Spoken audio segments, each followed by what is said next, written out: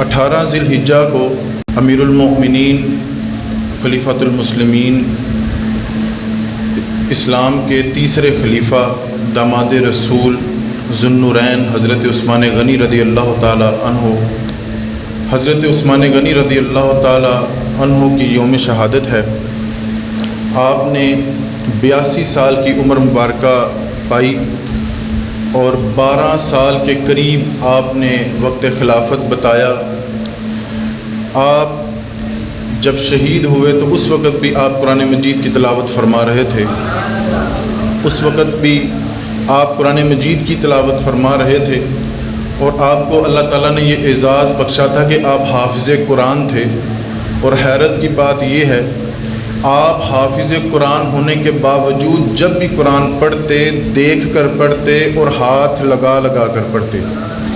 تو آپ کے یار پوچھتے تھے کہ عثمان یہ آپ تو حافظ ہیں، اس کے باوجود آپ دیکھ کر پڑھتے ہیں اور انگلی رکھ کر پڑھتے ہیں۔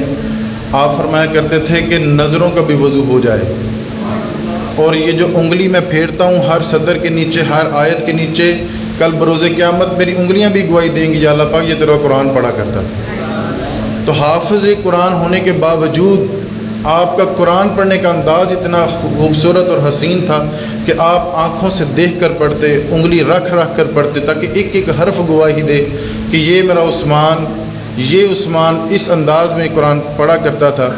آپ سابقون والاولون میں سے ہیں، وہ مسلمان جو بڑے بچپن میں جو پہلے ایمان لے آئے تھے، آپ ان میں سے آپ کا شمار ہے۔ حضرت سیدنا ابوبکر صدیق رضی اللہ تعالیٰ عنہ، آپ بھی تاجر تھے، حضرت عثمان غنی بھی تاجر تھے۔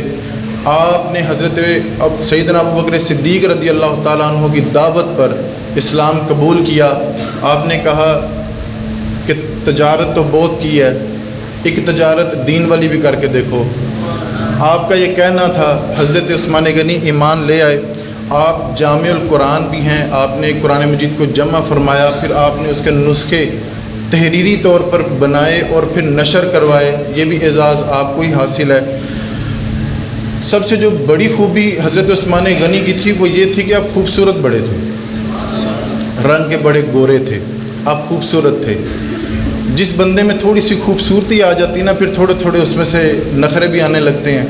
لیکن آپ کا اعزاز یہ تھا کہ آپ شرم و حیا کے پیکر تھے، آپ میں شرم و حیا کوٹ کوٹ کر بھری ہوئی تھی۔ حضور نبی علیہ الصلوۃ والسلام کہ یہ اتنے پیارے صحابی ہیں، آپ فرماتے ہیں کہ جب سے میں نے ان آنکھوں سے حضور کا مکھڑا دیکھا ہے نا، جب سے میں نے ان آنکھوں سے حضور کا مکھڑا مبارک دیکھا ہے، اس کے بعد میں نے کبھی اپنی شرمگاہ پہ نظر نہیں ڈالی۔ ان آنکھوں سے میں حضور کا بھی دیدار کروں، انہی آنکھوں سے میں شرمگاہ کو بھی دیکھوں، تو یہ بات مناسب نہیں ہے۔ حضور کے یہ پیارے غلام حضرت سیدنا ابوبکر صدیق رضی اللہ تعالیٰ عنہ کے خاص دوست حضرت عثمان غنی رضی اللہ تعالیٰ عنہ فرماتے ہیں کہ جب سے میں نے اپنا ہاتھ حضور کے ہاتھ میں دیا ہے نا، اس کے بعد میں نے اپنا ہاتھ گندگی پہ نہیں مارا۔ یعنی وہ ہاتھ جو ایک دفعہ حضور کے ہاتھ میں دے دیا، مبارک ہاتھ میں دے دیا، تو پھر میں یہ گوارا نہیں کرتا کہ وہ ہاتھ پھر گندگی کو لگے۔ یہ آپ کے بڑے عظیم و شان وصف تھے۔ مصنف ابن شیبہ، ابی شیبہ ایک کتاب ہے مصنف ابی ابن شیبہ، اس میں صحابہ کرام فرماتے تھے کہ حضرت عثمان غنی سب سے زیادہ اپنی شرمگاہ کی حفاظت کرنے والے تھے، سب سے زیادہ اپنی شرمگاہ کی حفاظت کرنے والے تھے۔ آپ کا معمول یہ تھا کہ جب آپ غسل فرماتے نہاتے تو سارے کپڑے نہیں اتارتے تھے، کپڑے پہنے ہوئے آپ غسل کیا کرتے تھے۔ کسی نے پوچھا عثمان آپ کپڑے پہن کر ہی غسل کر لیتے ہیں؟